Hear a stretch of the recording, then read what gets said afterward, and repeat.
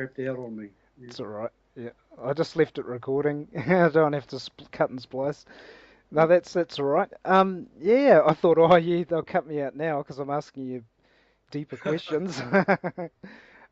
So yeah, can you tell us anything about? Because I've been watching your posts and that, and I think you've been finding some interesting things, eh? So Mm. can you tell us anything about the um, like does it seem to be very or so biased that it's almost impossible to get any power? Like if you're running for local government, what's it like there? I mean, actually, I read your article that was posted about where was it? I think it was in the Herald, wasn't it? That Mm. article. Yeah, and the first comment the guy mentioned conspiracy theorist, you're out Mm. or something. Yeah, and I thought, Mm. oh my God. So yeah, can you tell us anything about that? The um, total bias of the local government or councils? Is it Well, do they let you have a in say or? in Gisborne, um, being a population of 40,000, the local newspaper is pretty predominating. Like anybody who's interested in that sort of thing gets the local newspaper. So um, the editor of our paper likes to think he's pretty progressive, and he uses people like me to try and make it sound as if he's fair and reasonable and giving everybody a say. And so at various times I've managed to state my case about Agenda 21, but what he does is, at the same time as he lets me have my say, he sort of ridicules me at the same time Mm. and tries to sort of make me out as some sort of joke character because Hmm. I'm so into it. Yep. And so consequently, uh, you only have to mention Agenda 21 and people just roll their eyes and go, oh, no, not again, sort of thing. Yep. And like the the two new candidates who have just been elected to the council Mm. uh, are both pro Agenda 21.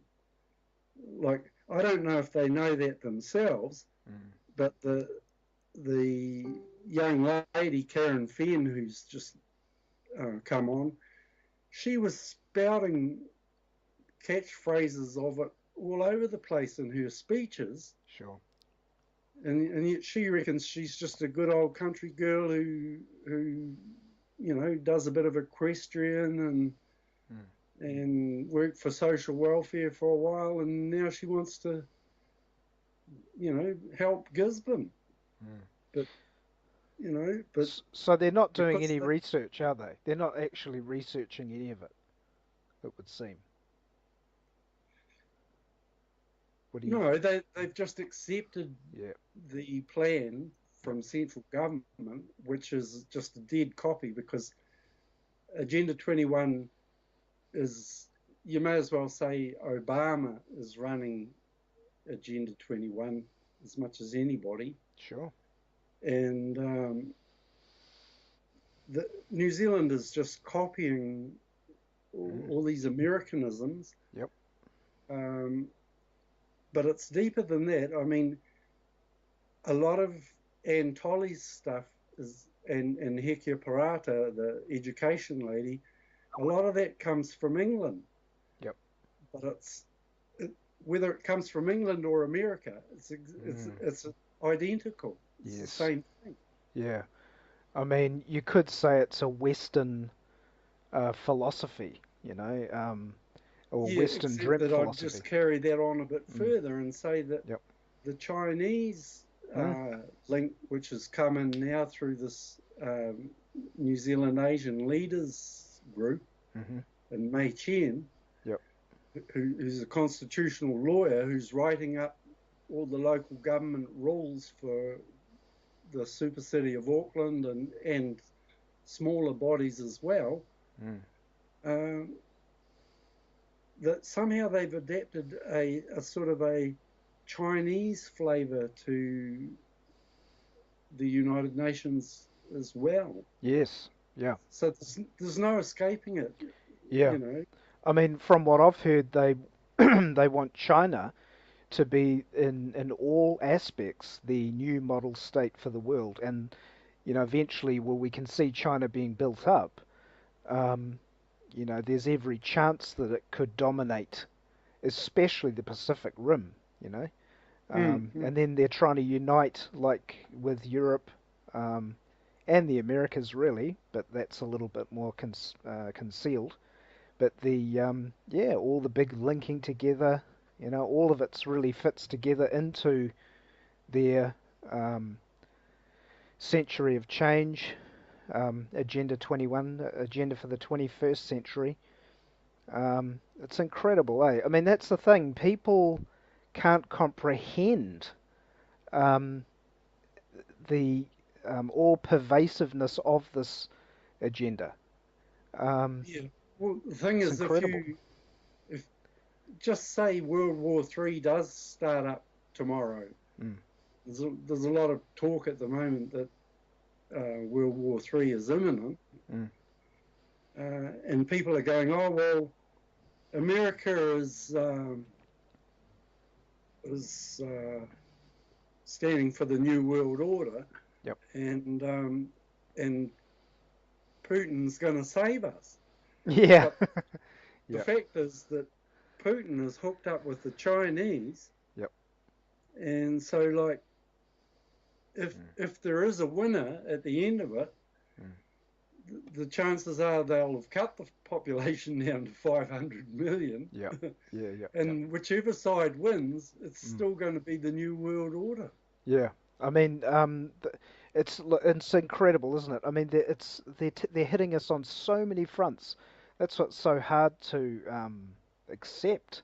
I know you've dug deep too, as well as myself. And that post I did today, Alan Watt's post, it was his latest one, and he's going into showing you the Paris agreements, which is Yeah. where all the stuff comes from. Club of Rome, Europe, the bankers basically, and we know they're behind it. So all pervasive. I mean, even Rothschild's involved in it. Mm. And he Mm. runs the whole Western money system, if not China too, and all the rest of it. So what do? You can only try and wake people up. You can only try and get them to think um, and look at history. Is the main thing I try and push is just look at history. You can learn from history. It's not all lies. Not all history's lies. It's a matter of discernment, asking and talking to people, old people, because they've been through all this. They've seen the changes. Um, so it's just incredible. I mean, do you know many people that know what this Agenda 21 like you do? Do you know that many people around? I know we have people in groups that know, but just out in the general public, because I don't know anyone. No, I don't. Yeah. What I've found is that the more I got into it, Mm. the more isolated I've become as a person. Yeah. Yep. Like when I go down the club for a drink or something like that, I just have to keep my gob absolutely shut about that sort of thing Yes. because people just don't want to hear it. That's it. Yep. And so like if I want to get on socially with people, Mm. I have to just go with the flow. Yes. And even my own children Mm.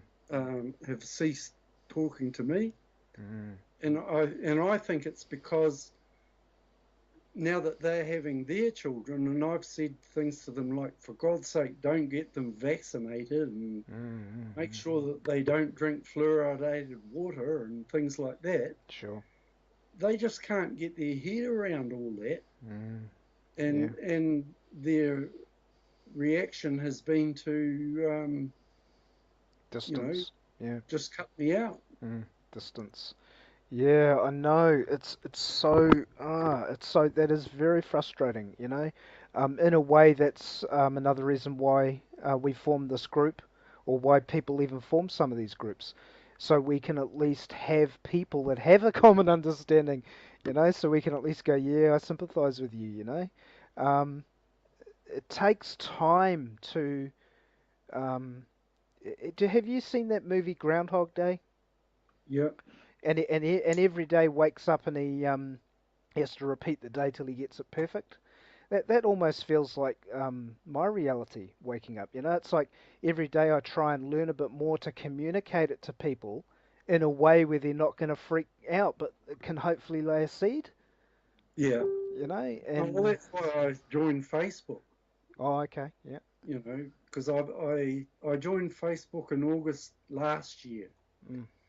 and prior to that, I used to call it Arswap, Yeah, and that's and good. I'd have nothing to do with it because I just thought it was Yeah, this thing where everybody showed you pictures of what they had for dinner and all that. yeah, and they And do. so I started up my page called Save New Zealand Whānau, where I set out my version of um, how I think New Zealand should be run. Yep. Um, and in my imagination, I'm the king of New Zealand, Cool. and I think New Zealand should be a constitutional monarchy, because Mm-hmm. kings don't have to be smart. Mm-hmm. They've just got to be benevolent, and the system of power that we have at the moment is such that only psychopaths are able to command power. And I feel myself as if I was more psychopathic about wanting power, Mm. I'd probably have some by now. But Mm. I don't. I'm not prepared to be that cunning to try and kid people along by making pleasantries and small talk, Mm. and, patting babies on the head, that sort of thing. Mm. And Mm. and because I speak the truth hurts, Yes. and people get offended. Yes. Yes. It's incredible. I put so much onus of issue on the media. You know, media meaning not just TV, but the mainstream magazines, newspapers, etc. You know, journalism. Um, you know, all we need to do is look at who runs the media. You know, and climb that ladder, and find out who Well, runs that's the right. media. And But once again, if you tried to start yourself up a career in the media, mm, you would have to pat babies on the head, that's it. because if you didn't, you just wouldn't get the gig. Sure. Yep. And people like Mike Hoskins is the classic one. Mm. He gets, I don't know, $1 million a year or something to talk that bloody Wow. crap. Yeah. Exactly. Right? Yeah. Did And yep. he's not going to tell you what he really thinks. Yeah. Of course. Yep. So, you've heard the term cultural Marxism? Yeah. Yeah, yeah, yeah, yeah. That's another cool little term for people to learn. Cultural Marxism. Um, it's basically the main label summary you could call the propaganda being um, dished out to most of the world too, really. Well, Um, it's mm, it's interesting that you should mention cultural Marxism, because you're probably aware that I joined the Labour Party and wanted to be the candidate to oppose Anne Tolley on the East Coast electorate. sure. And the reason I chose Labour is because Labour was the second highest polling group after National, Yep. And I reasoned that standing for anybody else was going to be a total waste of time because you just simply weren't going to get in. Sure. Yeah. And so I decided, okay, I'll take the plunge and I'll join Labor and see whether Labor is democratic enough to take into account my point of view. Mm. And what I found was that the Labor Party is so culturally Marxist that they just weren't prepared to let me have any sort of say in party policy whatsoever. Mm. You know, they don't mind me handing out flyers and letterboxes and doing grunt work like that. Mm. But if you start saying something like, "Oh, I think Labor should change their policy so that they don't support fluoridated water, Mm. or 1080 dropping, or TPP. compulsory vaccines, or some Mm. things like that," Or they TPP. I just mean, clam up. yeah, TPP's a good argumentative point because they publish that in the mainstream media, and people that are watching have picked up that Labor also support TPP. Whereas really being an opposition party, they should be, um, naturally opposing it because the public support for non-TPP was pretty large, you know. But Yeah, you'll, but the thing is, mm, getting back to the term cultural Marxism, yep, cultural Marxism has room for corporations, sure, and the Labor and the National Party, in fact, all of our main political parties support corporations mm, and the idea of public-private partnerships, sure, hmm, and they don't they just can't seem to get the link between public-private partnerships and Agenda 21. And that's quite frustrating because if you can't see the link, what's causing Agenda 21, if you can't see how they're rolling it out, how can you stop it? mm, that's it. So, can you go into a bit of that? Because a lot of people won't know. Do you want to go into a bit of that link, of the corporate link? Well, the main focus of Agenda 21 is to abolish private property rights I've heard that. and and lower income to a sustainable level, whatever that is. Yep. And how they do that, how they're trying to do that, is by letting corporate entities be the owners of everything, Sure. Yep. and so that, like, you're getting to the stage now where corporate groups have got probably more rights than private individuals, Mm, that's true.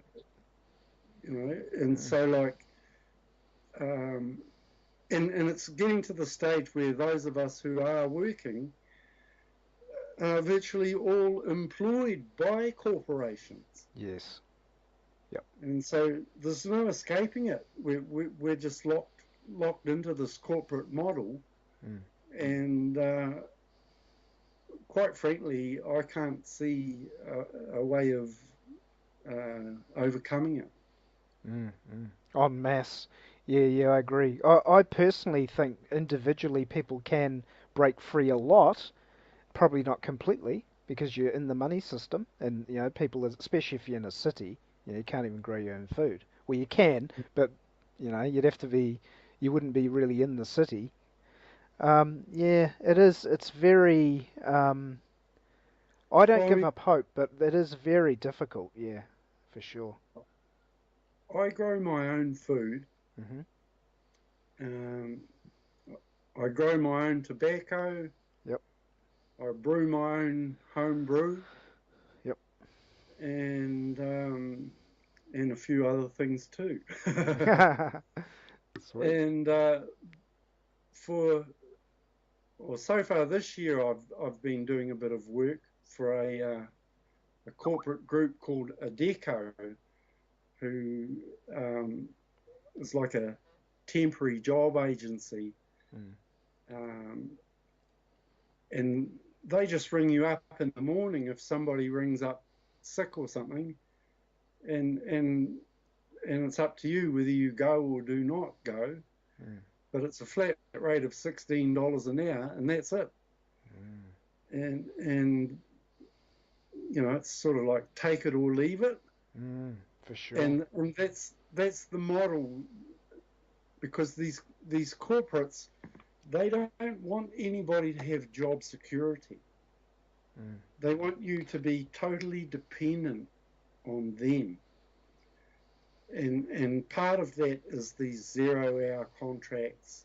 Yep. And you know, temporary, permanent, part-time, and all that sort of carry on.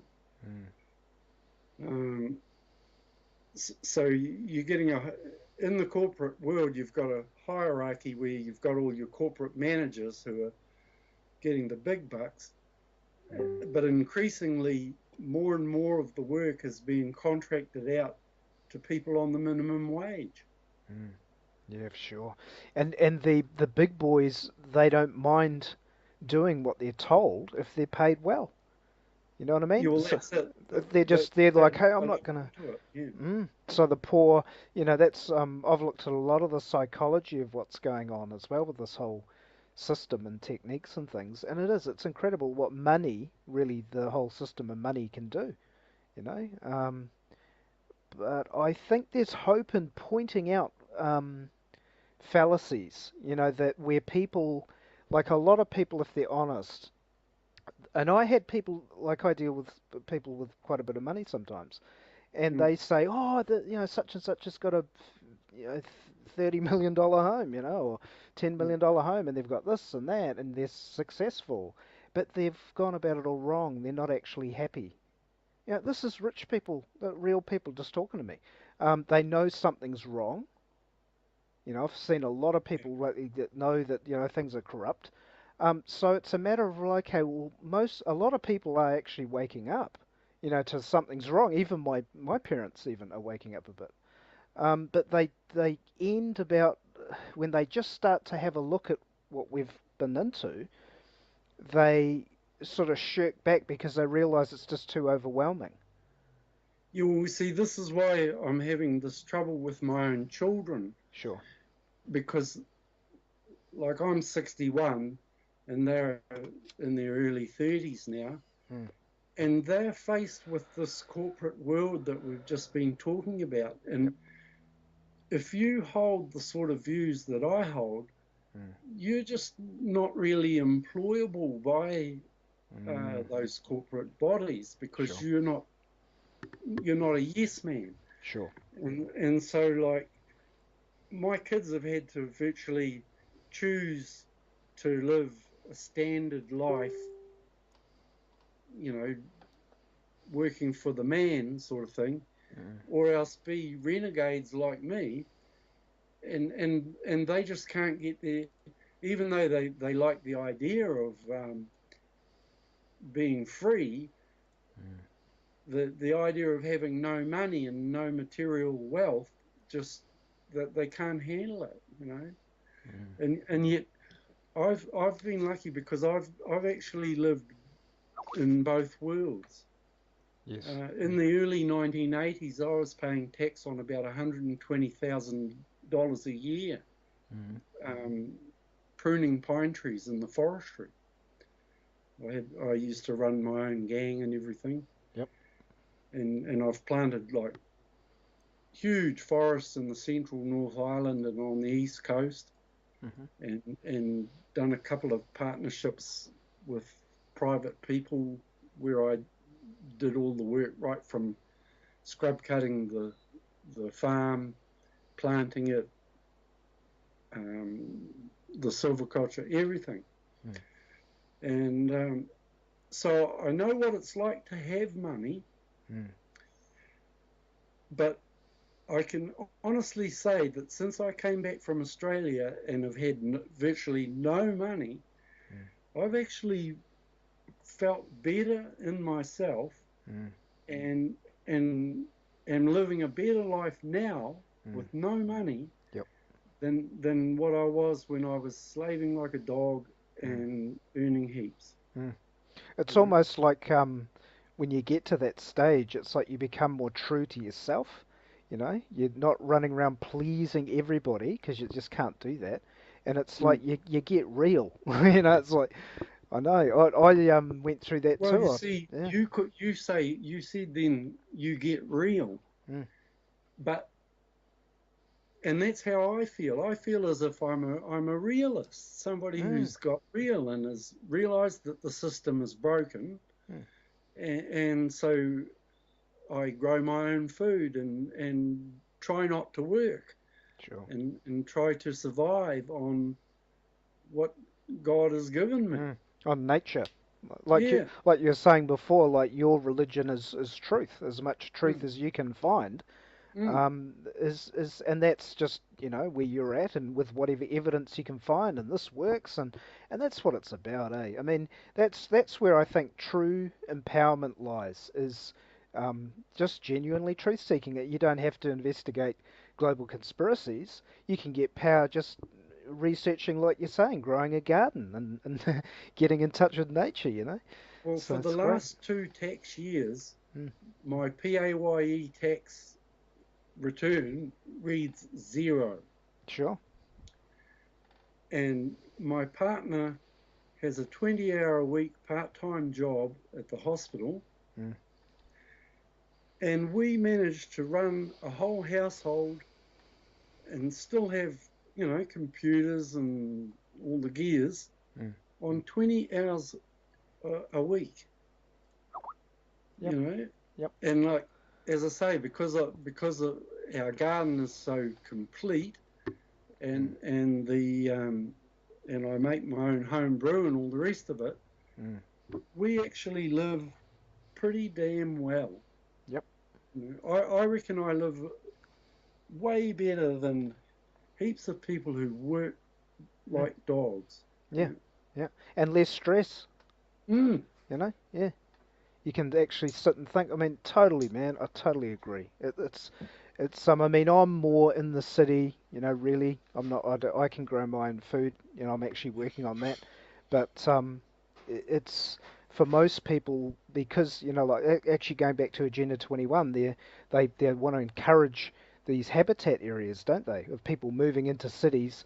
And I've seen that happen. I've seen a lot of farmers coming in, and I've dealt with them. They say, "Oh, I moved off the farm and they bought a big house in Auckland or some big city," and it's like, "Oh man, like if I could get a farm, I'd be on one." yeah.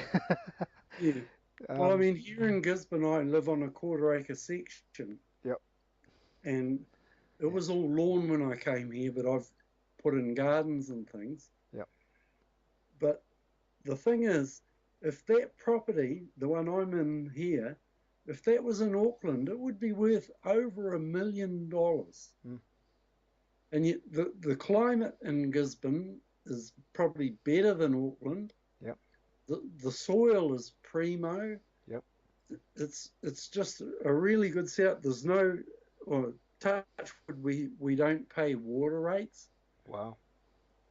things like that. Do you think they'll change that? Do you think? Oh, most definitely. Yeah. And the thing is, what the the green people, your Green Party people in that, Yep. they think their version of green is actually what I'm doing. But what they don't realise is that Agenda 21's version of green is not what I'm doing. Mm. Agenda 21 states that there should be between 50 and 80 dwellings per acre. That's dwellings. That's not people. Mm.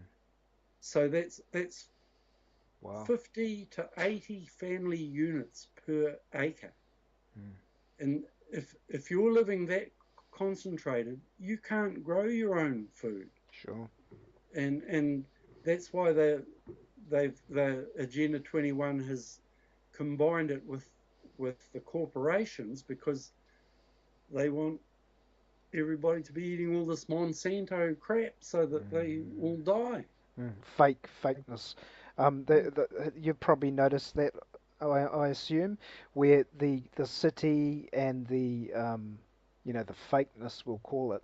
That's really what it is. Like when I woke up to a lot of this agenda and just the whole technique of the system itself, you realise that there's so much fakeness to it. Like you growing your own food and living simply, and you feel better, you're happier, and all that. A lot of that is just from eating real food. I mean, if I go to the supermarket nowadays in Auckland, they're getting majorly raped. Here they're getting Yeah. absolutely raped.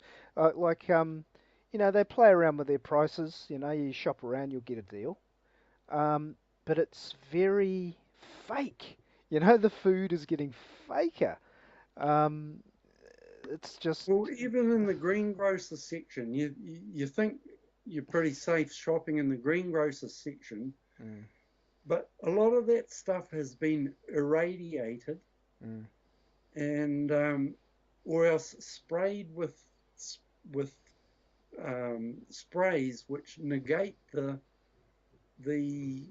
goodness factor of the fruit and that you're taking. Like, it's pretty well established that if you have an alkaline plant-based diet, mm. you can overcome things like cancer. Yep. But if you go down to the shop and get your alkaline-based food from the shop, Mm. the properties in that food that save you from cancer and that have been taken out by chemical methods. Mm. Yeah, it's crazy, eh? Um, Well, I mean, mm, just saying, me making mm, that statement, mm, a lot of people in the general public who'd hear that statement would say, "What's he on? What is he talking about? You mm. know?" So they just wouldn't believe you, Yeah. and they've done no research. It's common. But it's shocking to hear when you talk about something real, or if you say you point out something real. Um, they'll talk TV talk back to you. They'll talk as if it was on TV. Yeah. It's like, hang Yeah. on, we already, or everyone knows that. I mentioned this over here, and then it's like, click, Well, I click, mean, click. I was a sort of a hippie type person back in the early 70s when I was sort of a teenager, young adult, Yeah. and I had a copy of what it was called the Whole Earth Catalog, which was an American um, book that was trendy with counterculture people, and it had a whole lot of alternative remedies for virtually everything. Mm, And it's still hell of I haven't got a copy now, but it was relevant then, and it's still relevant now. mm, And so consequently, by the time I got around to having my own children, I was determined that they were going to be like breastfed and that they weren't going to eat sugar and all those sorts of things. mm, And we did that. But where we let ourselves down was we got our kids vaccinated for every damn, well, I didn't, but the wife did, sort of thing. We were best friends with our local GP. I used to play him at chess and we'd go around there for dinner and mm. all that. Sure. But when it came down to the pregnancies and all the rest of it, Mm, he used to just jab the shit out of our babies with everything. And my wife thought she was doing the good thing by getting all this done. mm. And that was years ago, so it's even Yeah. worse now. They've given them hundreds of vaccines. But the thing was, my son, he was born, the first thing when my children were born, I checked that they got 5 fingers, 5 toes, and all the rest of it. And and my boy came out perfect. and he's still a handsome chap now. But if you ask me, he had an adverse reaction to a vaccination when he was about 3, and he never recovered. Shit. And now he's got sort of like, he's sort of mildly autistic, Shit. and he's done a bit of time in jail, and sort of, and yet when he went to school, because we were earning all this money and he was wearing the latest Bata bullets and label clothes and all that, you'd get his school reports and they'd say, oh no, he's a pleasure to have in the class, he's lovely. And then he was 14, and because normally I used to let my wife go to all those sort of parent-teacher things and all that, and I went down to Boys High to his parent-teacher evening, and the first thing his teacher said to me was, you realise your son can't read or write? And I just went, what? Because his reports right up till that point had somehow skipped past that. Yeah. And I was so busy pruning, working my guts out in the forestry, running forestry crews and things. And like, my wife had UE and all that. She was well educated. Yep. And she used to help out at school and was on the school board and all that sort of thing. And I just assumed, and she didn't work for 23 years, I just assumed she was at home taking care of that side of things, and I never really paid it any attention. Yep. Does that make sense? Totally, yeah. I mean, because I'm trying to understand how I let my kid get to 14 without realizing he couldn't read or write. yeah, I mean that's such a big part. I mean, that's actually what I've been trying to, um, and we'll do more shows on it too. How I'm trying to get simplified for people so they can cut out the shit quite confidently. They can cut out all these unnecessary obligations when if they're educated.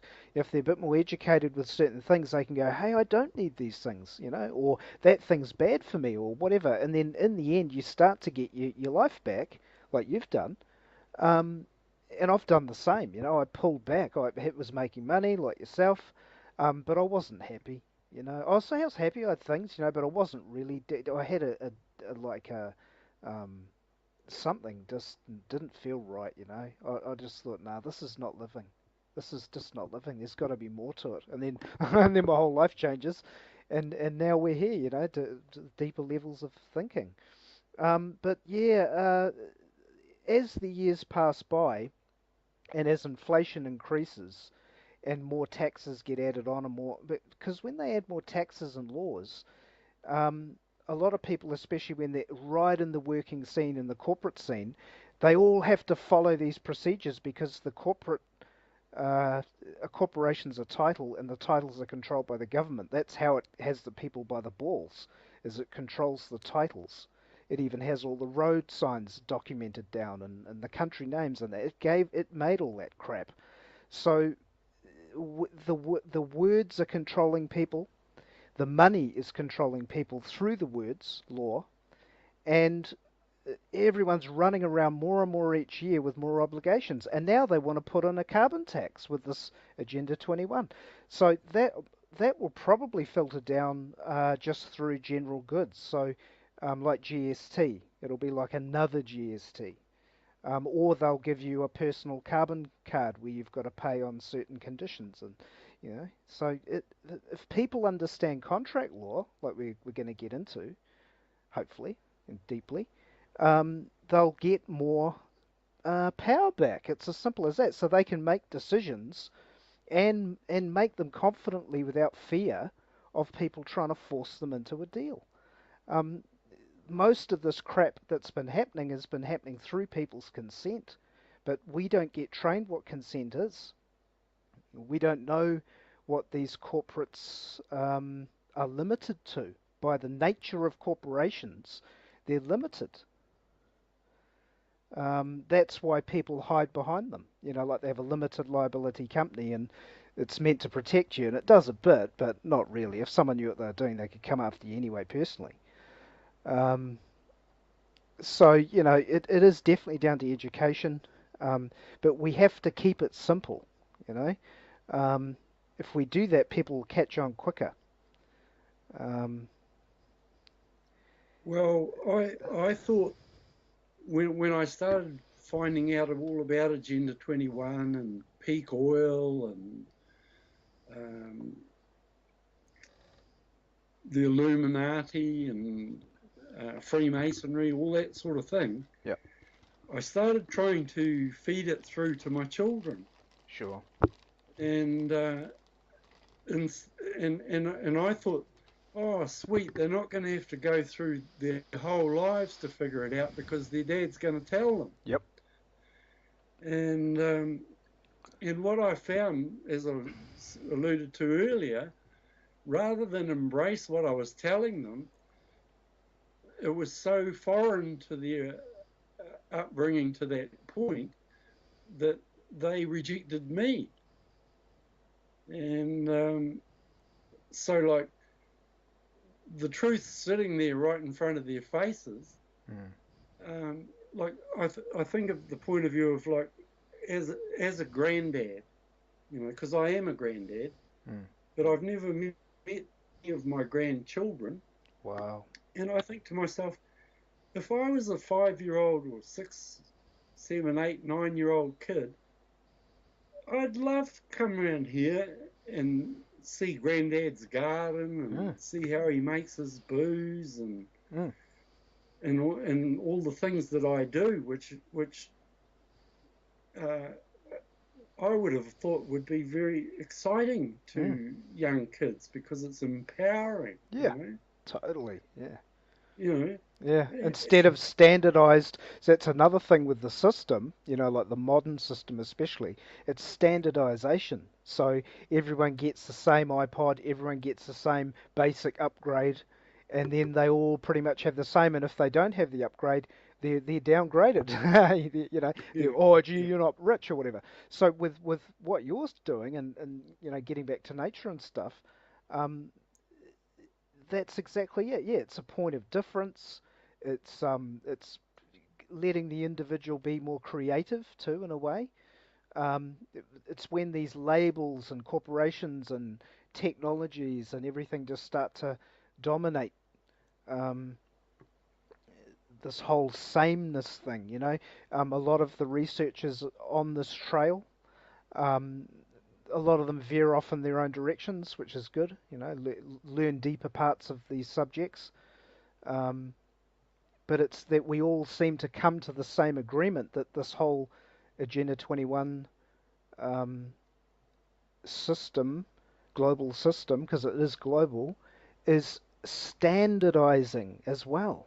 And that's frightening because you imagine going anywhere in the world, going to Asia, and you get different climates maybe, and you'll get different geography, but you'll have the same cities with the same books, if you even have books, with the yeah. same news, with the same way of thinking, same religion, um, same laws.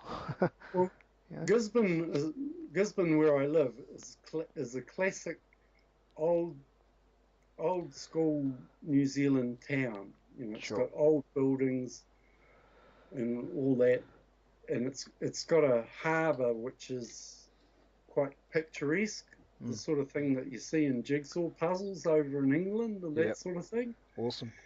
And when I went to Australia about 10 years ago, I went over to Australia for 6 years, and what I noticed over in Australia is that it doesn't matter which seaside town you go to in Australia, they've all got a walkway, cycleway, cafeterias, and all that set up. Mm.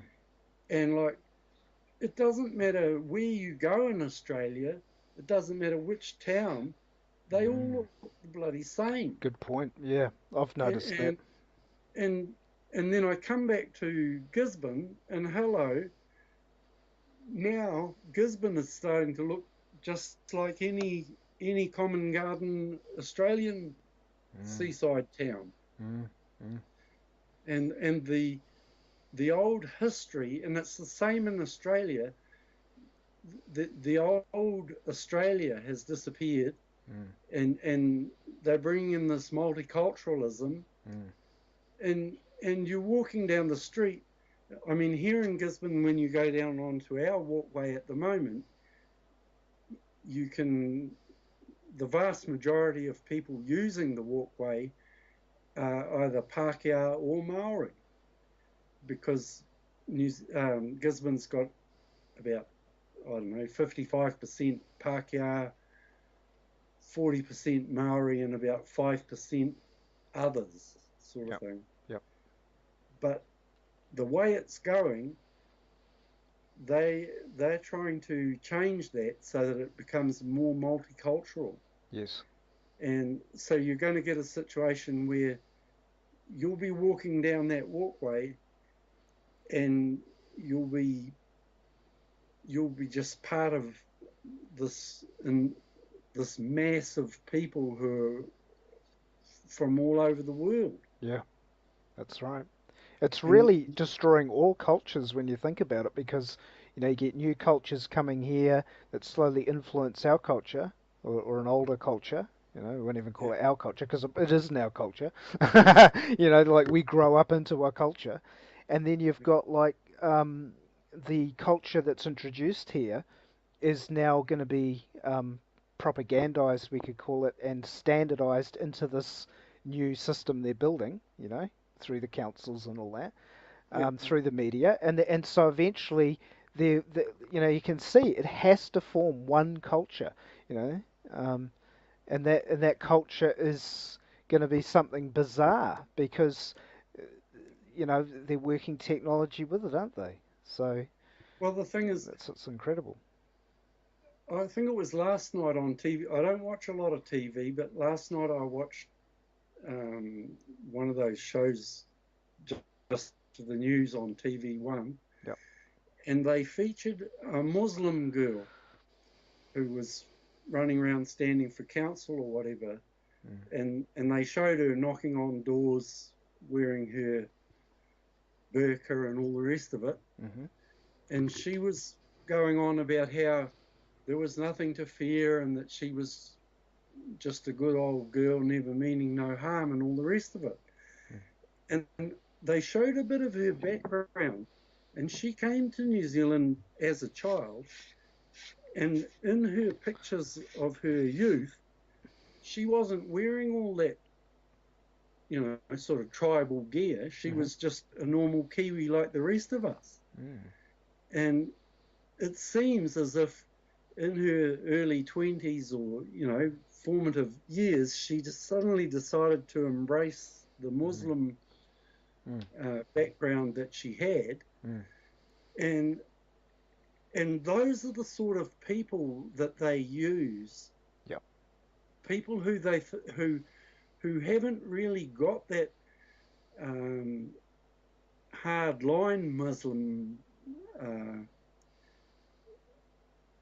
ethos. That Mm. they just think that they're just Kiwis who happen to be Muslim, and Mm. but that's just the thin edge of the wedge, Mm. and that's taken with the Chinese thing as well. The people who are in the Asian New Zealand leaders group, people like Mei Chen and that, they've been brought up as New Zealanders, and they're being used as the front people Mm. to let these huge business interests take over. Exactly. Because the culture, or the older New Zealand culture, you could call it, from say early 1900s maybe. Yeah, Um, when it really started to kick off here. I mean, New Zealand's very new, isn't it? We've yeah, got a lot of growth as well, so it will be a a haven. I'm quite sure of that too. A lot of people say if there's a war, then New Zealand will be the one of the havens for the elite. And I think Yeah. there's some truth to that because the climate and it's highly technicized. You know, it's got all the latest stuff. So I think a lot of people long term would, you know, you'd benefit really staying in New Zealand. You know, I've thought about moving, you know, from time to time because you know, it's quite extreme here too sometimes for me. You know, I like to try other cultures. You know, go and get with nature as well. I mean, there's a lot of nature in New Zealand, but it's just so controlled. You know, it's so controlled now. You know, and it's not as bad as Britain, but it's getting that way. Yeah, well, the thing is, You know? a lot of people come to New Zealand to escape what's going on overseas. Sure. And the Asians are no different to anybody else. They come here, Indians, Chinese, and whatnot, they come here because they didn't like how they were having to live over Mm, where they came from. sure. And they came here, or especially 30, 40 years ago, they used to come here because they wanted to be Kiwis. Mm, They wanted to live like we do. mm, And now you're finding that if you talk to people to people of Chinese or uh, any of those countries who've been in New Zealand for a long time, they're actually quite anti Asian immigration themselves, even okay. though they're Asian, Okay. because they can they don't want to be living in little boxes Mm, in high density walkable urban communities, you know. mm, mm. That's part of what they're trying to get away from. Yeah. Yeah, Yeah. they came here because it was a quarter acre pavlova paradise, you Yeah. know. And also And the adverts would be telling them, oh, and they're probably still to this day, oh, come to New Zealand and da da da, and big white mountains and butter and all kinds of things. And when they get here, it's all technicized yeah, and controlled, you know. I talked to a guy from Afghanistan one time on the job, and actually, I was buying a car, and yeah, but they're really friendly people, really interesting, and they like to invite you in and give you something to eat and stuff. And so I sort of had a good talk to them, you know. And they'd come from parts of Afghanistan that had warlords and things like that, you know. So a yeah. lot of ultra violence and all that stuff. So he came here, and I think he definitely would think it's better here, but he knew that, yeah, he could already see the darker side, you know. Yeah. And it's like, yeah, so, you know, what do you say to them? But they're nice people, eh? You know, I mean, I think I'm not biased to any particular race. I don't get into any of that. People have the right to their own religion, you know, as long as they don't force stuff on other people. You know, Well, that's as long as people can hold yeah, that. that's the point. Because you see, I sound like a broken record, I guess, but 30 or 40 years ago, I had one particular Malaysian friend who was pretty onto it, Mm, and he explained to me way back then that when Asian people come to New Zealand, the first generation, like their children, are still sort of tied up in the Asian culture, mm, but he reckoned their children, the second generation, mm, just apart from their features, which they can't hide, mm. they're just as Kiwi as you and I. Yeah, yeah, they adapt right in. They adapt. Yeah, yeah. Mm, And so consequently, your National Party type people, the people who are promoting all this immigration now, they point to that and they say, oh, no, it's not a problem. In a couple of generations, they'll be just like us. Well, you see, that's true if they are a very small minority amongst a predominantly bicultural country like New Zealand with your Maoris and Pākehās. mm, But when you get to a stage where you've got like 1 million of them in Auckland, Mm. uh, that that cultural regeneration, degeneration back to just becoming she'll be right, mate, Kiwis, Mm. it just doesn't happen. Mm.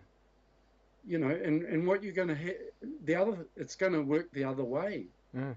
Well, that could Uh, have been a propaganda stint in itself. She'll be right, mate. She'll be right. I yeah, mean, but people say that now and they go, yeah, that's a good Kiwi slogan. Well, who gave it to us? I remember it being on TV. If it's on TV, you got the propaganda again. We can't forget that. I mean, people listening to the show are not going to be that asleep. You know, yeah, this is an Orwellian system. We shouldn't forget that. The reason people like to forget it, they like to forget it, is only when they go away into a movie or game or something to get away from that Orwellian system. I mean, okay, they're not completely Orwellian. Like you don't have to wake up in the morning with a voice telling you to jump and do star jumps, but it's heading that way. you know. Um, oh, most definitely. I think still personally, I think that there's people that know this. There's not that many, but there's a lot of people that are catching on through leading lights around the world, different lecturers, different researchers, and we're going to be posting a lot of them, and we would like to hear new ones even, if they appear. But they are all about building the individual back. They're all about trying to get the individual back. Because as long as we can do that, as long as we focus on that in these Orwellian times, in these crazy times of change, because the change is also affecting people. They just can't keep up, you know, trying to buy the next phone or computer or whatever. So by keeping You're the getting hit individual, on so many fronts. yeah, yeah. So It, the individual, though, again, it's building yourself to be mentally strong, and most importantly, mentally strong, so you can not be an egotist, but to be confident in yourself, to be sure in yourself, to pick a path and study it, and just to immerse yourself in it, and then teach other people. Um, most well, don't want to that's hear it, how but I did it. yeah, I just watched a whole series of videos yep, on YouTube yep, because I didn't belong to Facebook, and I just went through all of these videos, and like other people would be playing those computer games, or just watching television, mm, and I chose not to do that. mm. I I I find all these talks from all these different characters enlightening. Yeah, it's And incredible the amount of info that's out there now and the yeah, accuracy. Like I mean, like you like Alan Watts talks, I'm sure you've heard his work.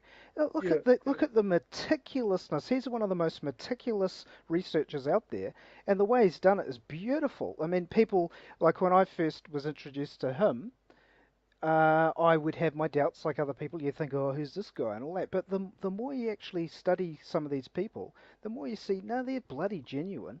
And then you follow up and do your own research on the stuff of their lectures, and you'll find it's true. I mean, a lot of the stuff we post in the group is Wikipedia. It's not yeah. conspiracy sites. It's just fact. There it is. That's what the word means. That's what history tells us, and here's the evidence. Um, I Well, that's why I don't consider myself to be a conspiracy theorist, because yeah, most of the stuff that I believe is it's just I history. I more or less think it's fact. Uh, I mean, And Jordan Maxwell once said, I think he said, "There's a conspiracy and you can bet on it." And then he mm, said, "Yeah, all you need to do is read history." And he's dead right. That is it. I mean, look at Huxley. It's really where, or the Huxley brothers. It's really where people. The problem that people have is they're not looking in the right areas. They'll go to politics usually, and yeah, that's just a Punch and Judy show. I mean, you're um, living testament to that. You've been inside. You've been in the political ring. You know it's completely controlled. Yeah. Yeah, most definitely. Yeah. So, I mean, I've met other politicians, had lunch with them and stuff, and they know, you know, they know, but they're just trying to do what they can, like you're doing, and it's brilliant. You just some people are genuine. They get into politics and they are genuine, but it just unfortunately they don't get any media time. I mean, look at Penny Bright. Mm. She had a lot of following, and yet they just didn't publish it in the media. You you may as there are a lot of parallels between my standing for council and Penny standing for the mayor of Auckland. Yep. Uh, the main one being the way we both got handled by the press. Oh wow, Uh, yeah. I mean, look, did you see that article with the fracas? And it was like a nightclub. They had all these black lights and flashing lights, and all the candidates were pissed and yelling at each other. I mean, what the hell? mm, mm, mm. I mean, there you go. And are people going to accept that? You know, like the other problem is this: when humanity doesn't care and they get to the stage where they're getting where they just everything's a party, we're in big trouble because nobody gives a shit anymore. You know, that's the thing. Nobody Yeah, well, personally. that's how it is here in Gisborne. Mm, Um, we've got the lowest wages in the country. yep. Um, most of the people, working people in Gisborne, are on between $15.50 and $17 an hour, Yeah. with no overtime, just flat rate.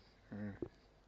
And that's working in the fields, working in food processing, Is that before or after tax? winemaking.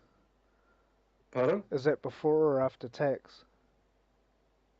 That's before tax. Wow. And that's not Yeah, enough. You know, even $20 an hour is not really enough these days. Really.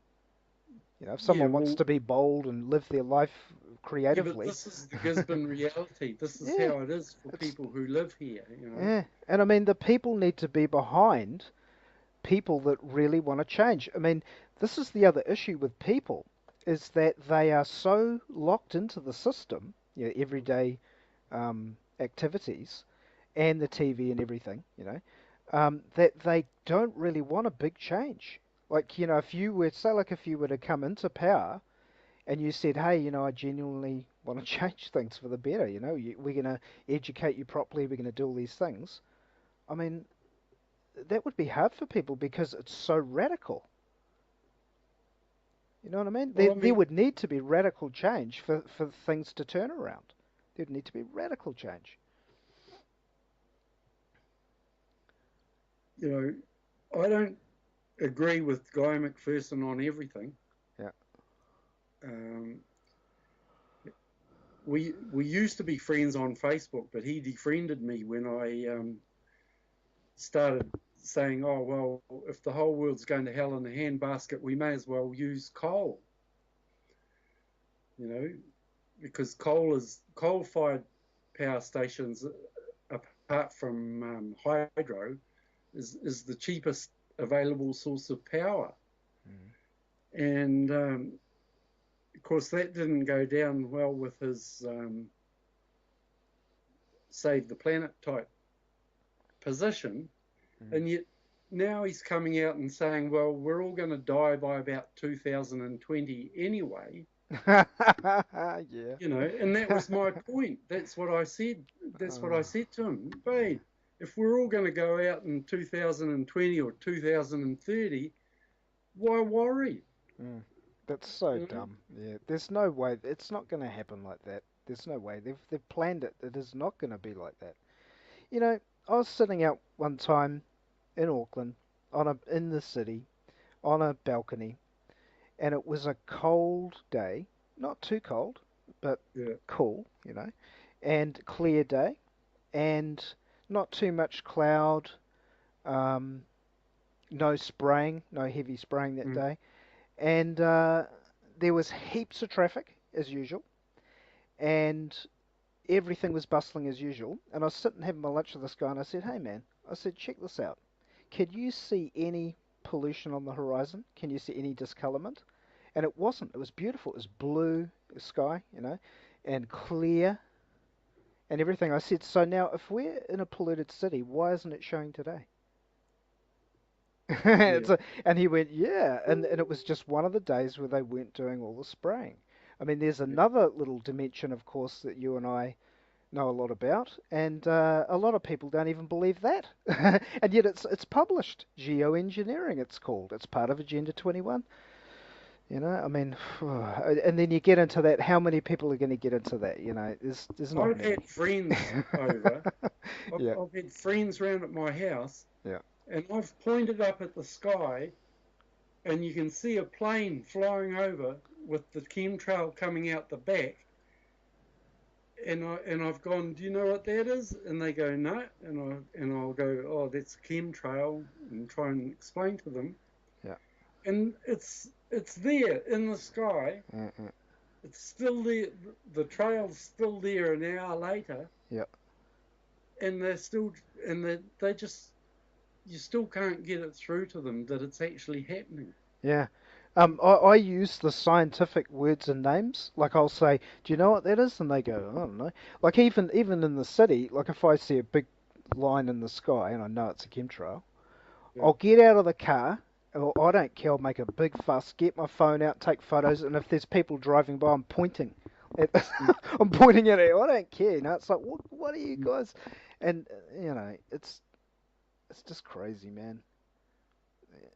You know, Well, what do you do?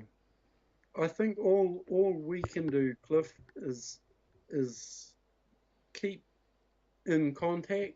You know, Sure. keep posting on Facebook and things like that, and Yep.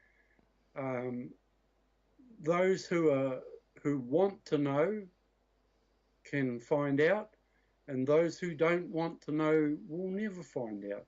Mm. And I think people like you and I have to accept that most people don't want to know. Yep. Yeah. Sure. And so, like, at one stage there, I was pretty keen on changing the world, you know, just trying to save the world. But now I'm a bit more reticent about that. I I take it all a bit more lightheartedly and worry more about just my own personal circumstances and Yeah. Sure. how to have as much fun at my place as I can, you know. Yeah, man. Sure. Oh, that's good. Got to have the balance. Yeah. Yeah.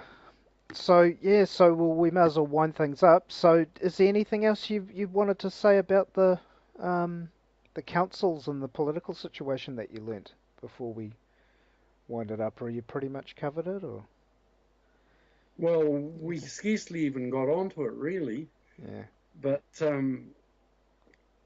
the thing is, here in Gisborne, Mm. they've Meang Foon is very pro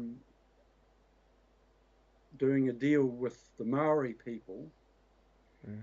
and part of his deal is to get rid of the council offices and build this new set of council buildings that's designed in the shape of a double-hulled waka, and the CEO of the council is about to be changed. They're only appointed on a certain number of years, and her turn is coming to an end. And I'm assuming that the new CEO will come in and, like what they've done with the Gisborne District Health Board, they've brought in what they call Walker values, Mm. and all the titles in the hospital, everything has been changed to this new sort of language, which they've got the term Walker values, and and I just think that that's how the council's going to go as well, Mm. and everything's going to be given a sort of a pseudo Maori title, Wow. and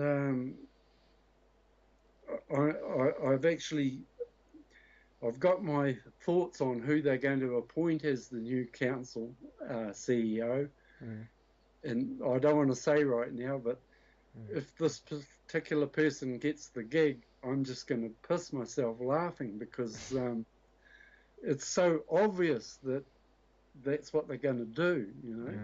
That's their man or their woman. Would be a man. Yeah, Yeah. yeah, he's a man. Yep. But and the thing is, I don't know if you've noticed, but there's been a few articles lately where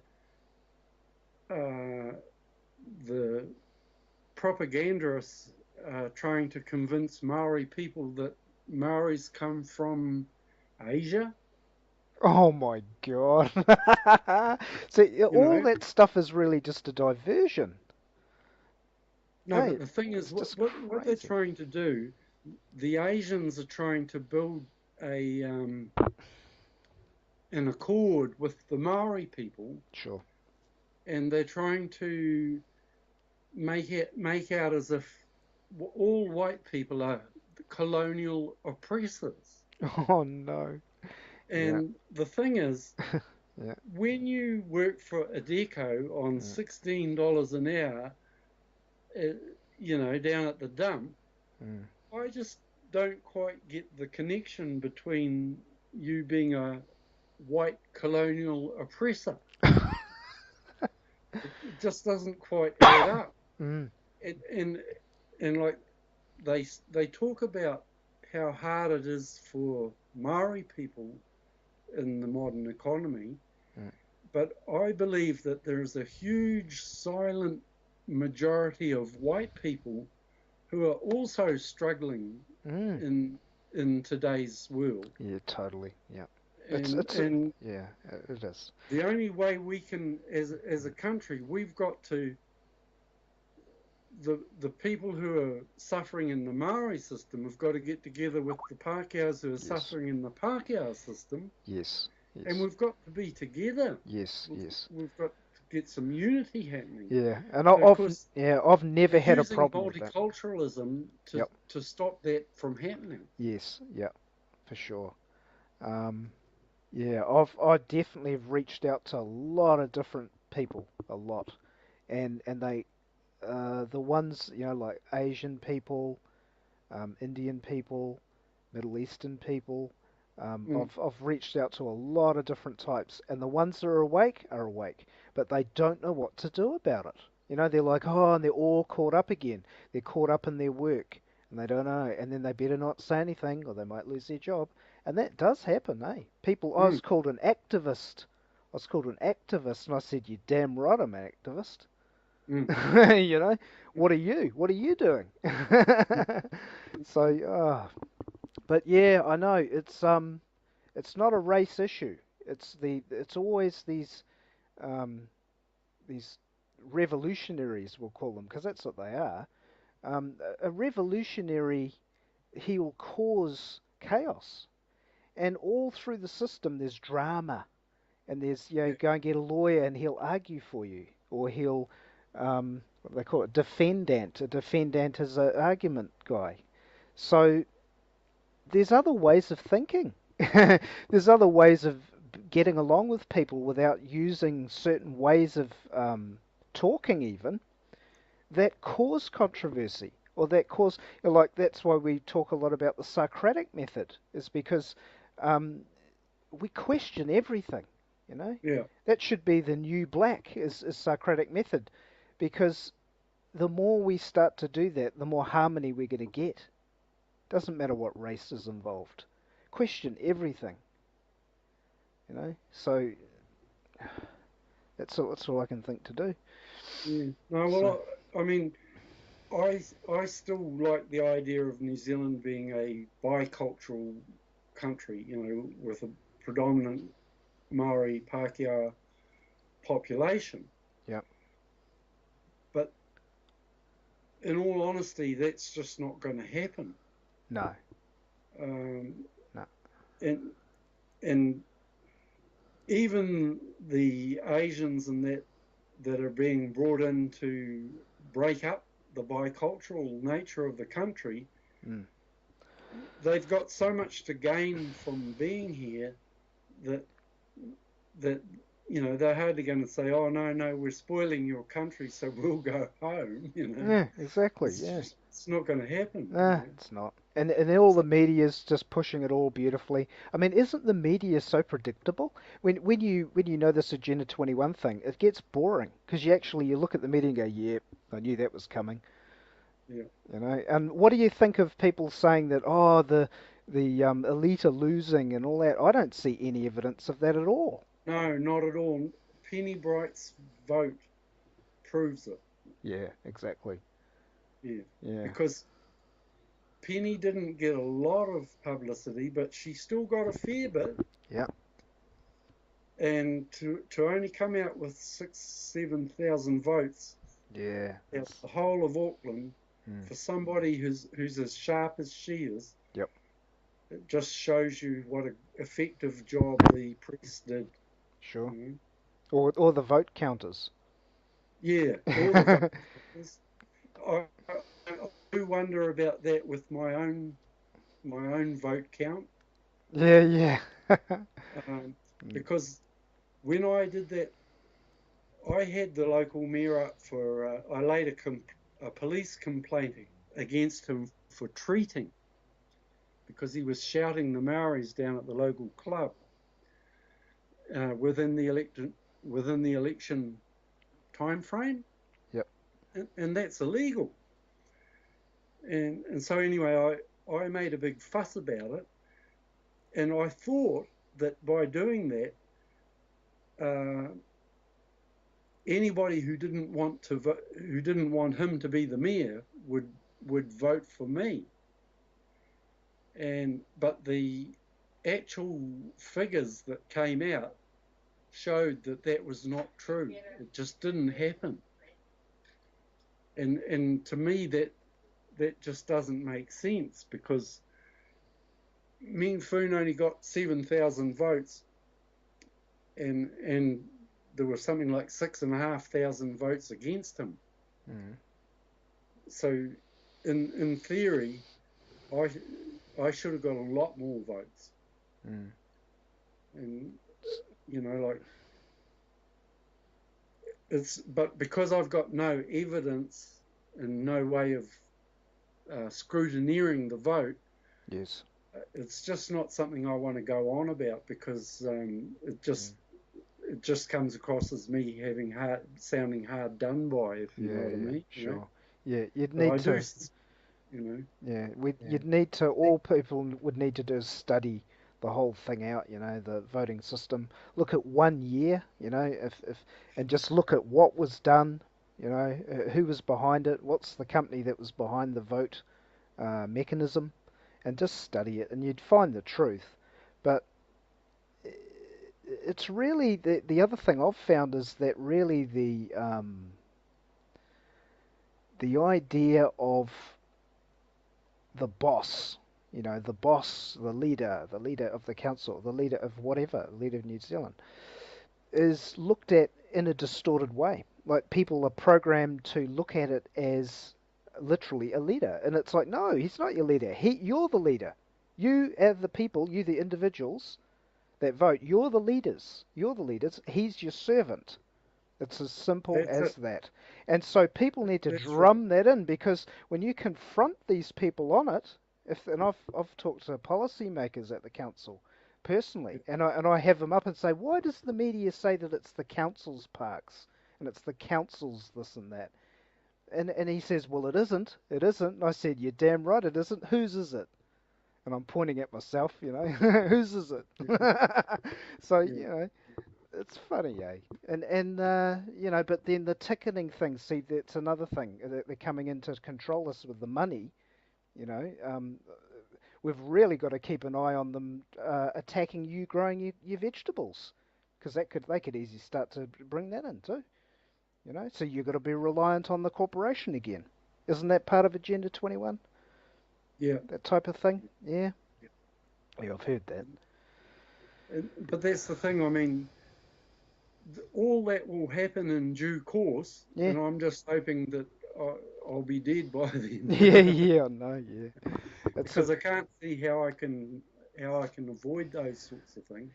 yeah, I've lost so many personal freedoms in the last 40 years that it's it's sometimes hard to believe that I'm still living in the same country. wow. Yeah, you've seen the changes, hey? Yes. The massive changes, yeah. Oh man, that's And the reason I saw it was because I was a forestry contractor. sure. And so, like, at 4 o'clock in the morning, I'd get up, go around, pick up all my boys in my van, and we'd drive out into the bush and spend our day pruning bloody pine trees. And, like, that's all I did for over 30 years. And while I was doing that, at the beginning of that period, if you were a council worker, you were a low paid nobody. Do you know what I mean? Mm. And in that time, I witnessed those people go from being just nobodies, like bank managers and all Mm. that, Mm. and all of a sudden their levels of wages and everything just went through the roof, and all of a sudden they became almost like gods. Mm. That's that. And Mm. and like I just went to work and did the same thing every day, and it was a contract rate. You would think my income would have risen along with everybody else's, Mm. but it didn't. Mm. And so I was able to know that something was happening, because I wasn't talking to the others. I was just out there in the trees. And that's why I say the trees told me what was happening. Mm. You Wow. know? Yeah. Yeah. Yeah, amazing. Cool. Yeah, well, man, there's just so much we could talk about, eh? There's maybe another time if you want to come back on, you're quite welcome. Well, Um, cheers, Cliff. It's been mm. interesting anyway. I Yeah, don't yeah. know if we solved anything, but if anybody's listening, well, that's all you got to do. In my book is do your own research, Mm. check all these things out. Even Google. I mean, you still type in what you want to know, and it still comes up with a list of answers. And you've just got to go through them and be discerning, Mm. and try and sort out for yourself what's true and what's false. Mm. Yeah. Yep. So, yeah, so we'll catch you all next time. This is, probably as we actually got interrupted at the first part of this talk, so I'm going to be posting this as the talk Yeah. when we came back in and we were cut off. Oh, yeah. So this is the talk 4 with Peter Jones from Gisborne, and yeah, we'll catch up at another time, and we'll have more shows. We'll be really just I want to focus on empowerment because that's the antithesis of this technical society is to weaken people. I think that's obvious. So yeah, we'll have some more good times. Thank you, Peter. It's been awesome, and I like what you're doing, and I hope you have another crack at it. To be honest. Oh, well, I'll never keep the door closed anyway. Yeah. But thanks, Cliff. All right. I enjoyed it. Yeah. Cheers, mate. Yeah.